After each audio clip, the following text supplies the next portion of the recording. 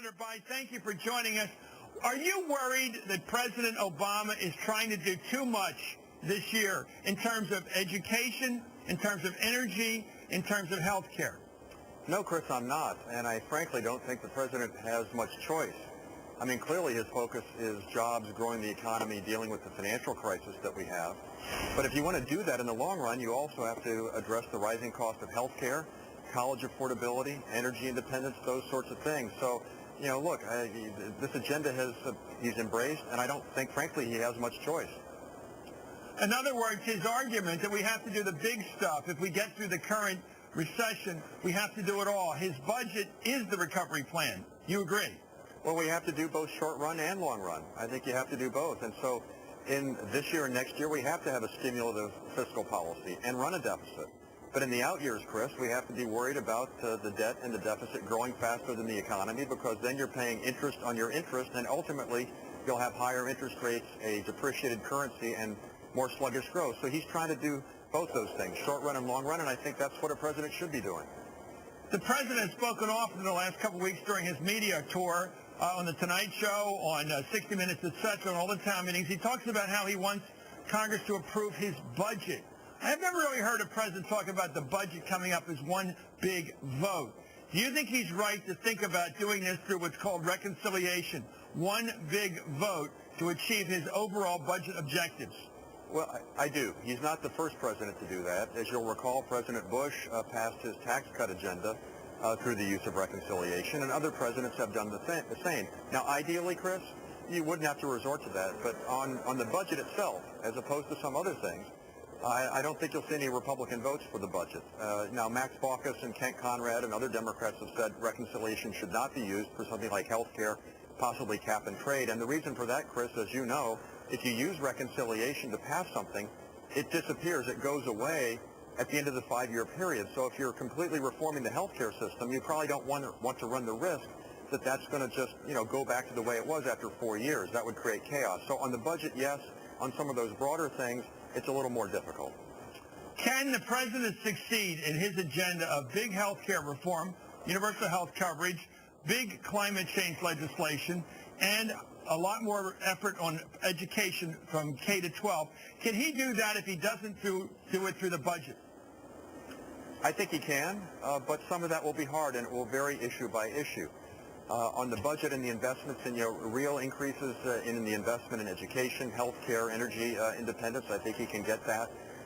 Reforming, 17% of the national economy on health care, probably going to need more bipartisan cooperation on that. And the problem with cap and trade and the global warming crisis, we can do that, but if you don't do it in the right kind of way, you run the risk of sending jobs from our country, places like your home state of Pennsylvania or mine of Indiana, to other countries that have lower emission standards. So the irony would be we'd lose jobs and not help with global warming. So you can do that, but you got to do it in the right way.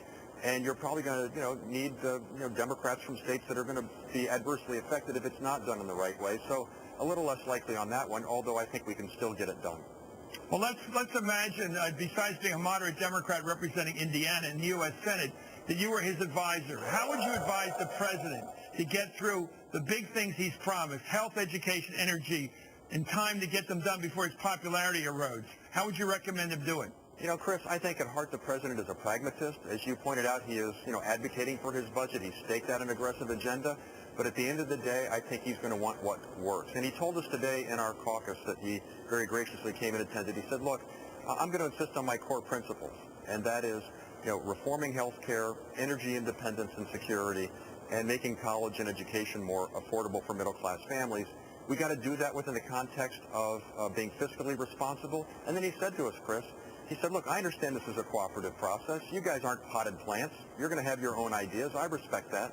But we got to do it in a way that preserves those core principles. So in some ways, Chris, I'd advise him to do what he's doing. And I've seen some groups who seem to think that members of Congress or the Senate shouldn't have ideas or suggest better ways of doing things.